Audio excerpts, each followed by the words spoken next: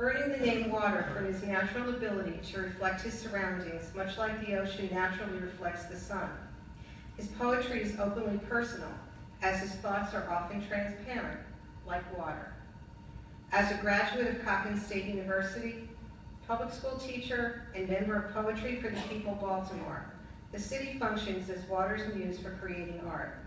A multifaceted channel that absorbs the images of his culture, MC Water remains one of the most versatile writers of his generation. We had the pleasure of meeting Mr. Water in the fall when our students were doing Poetry Out Loud, which is a national poetry recitation contest.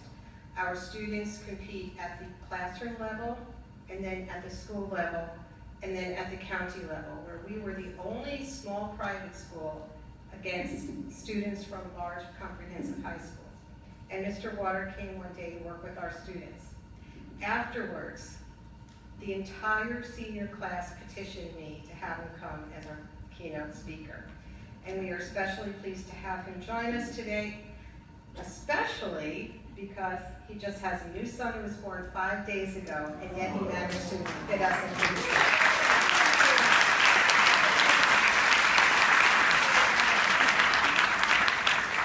So without further ado, MC Water.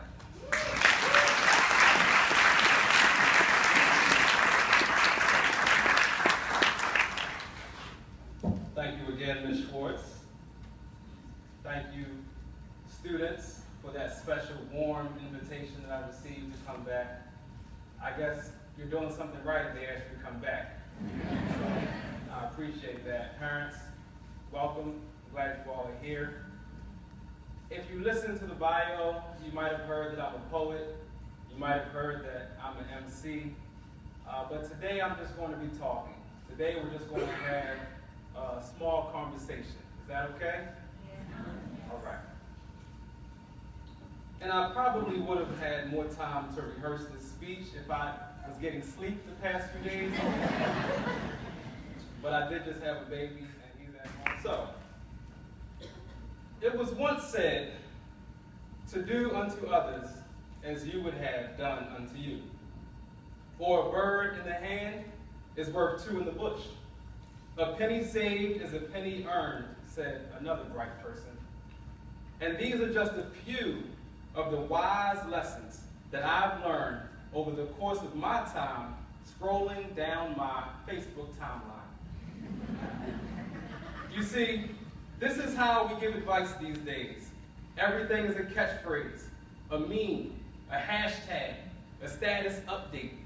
It's as if all of life's lessons can be abbreviated inside of a filtered picture on Instagram.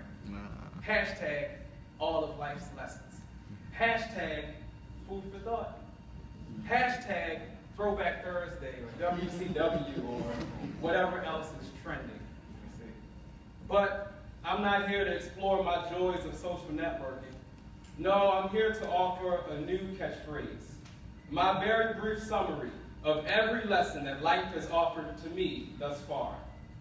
I am here today at Katherine Thomas Senior High School's graduation ceremony to share my personal catchphrase, my hashtag, my motto, my ongoing affirmation that life is good, yo.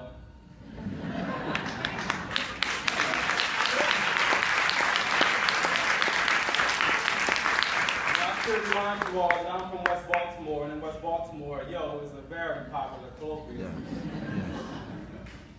For every graduate seated here today will become a monumental milestone.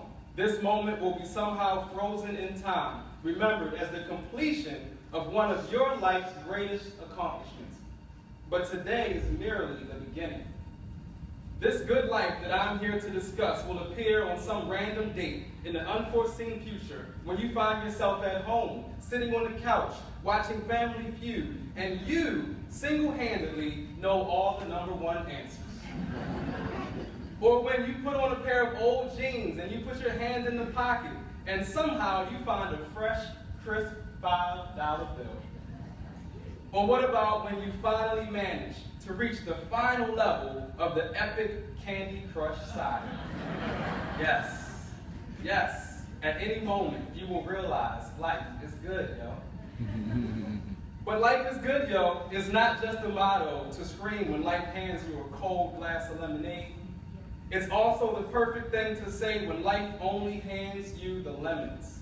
Because I'm also here to assure you that there will be these moments frozen in time as well. Like when you are stuck in rush hour traffic after drinking 2 huge cups of that lemonade. Life just hands you. And now you have to go to the bathroom so bad, but you don't see an exit ramp in sight. Remember, life is good, yo. Or that time when you just finished typing your final essay and your computer shuts down and erases all of your work before you had a chance to say it. Remember, life is good, yo. Remind yourself of the ancient status update, the famous quote from Alfred Lord Tennyson, who said, "I am a part of all that I have met," which means that you are not measured by one single moment frozen in time. You are a collection of each of your life experiences. You are a moving force that will move on to conquer the world. And graduation is just one step on the staircase towards that good life. And this good life that I speak of is available to anyone who seeks it, regardless of skin color, gender, disability, or economic status. This good life is destined for you. And there's an old hashtag, another old philosophy that my mother once told me. One day she said, "Boy, you will grow where you're planted." She said to plant myself in firm soil so that I will grow towards the sun. But on this date of June 16th, which happens to be the birthday of our great American poet, Tupac Shakur, I am encouraged to remind us of Tupac's slogan, his hashtag, his catchphrase, his poem, "The rose that grew from concrete." Did you hear about the rose that grew from the crack in the concrete? Proving nature's law is wrong. It learned to walk without having feet. Funny it seems, but by keeping its dreams, it learned to breathe fresh air. Long live that rose that grew from concrete when no one else cared. So, as we freeze this moment in time, understand that you are the roses. Whether you are in soil or in concrete, some days will be full of sunshine, and that will help you grow.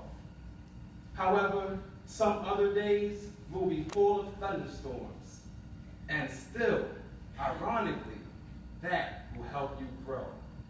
So remember, this day is just the first day of the rest of your life. But this day is just one piece of your life. And yup, life is good, y'all. Yeah.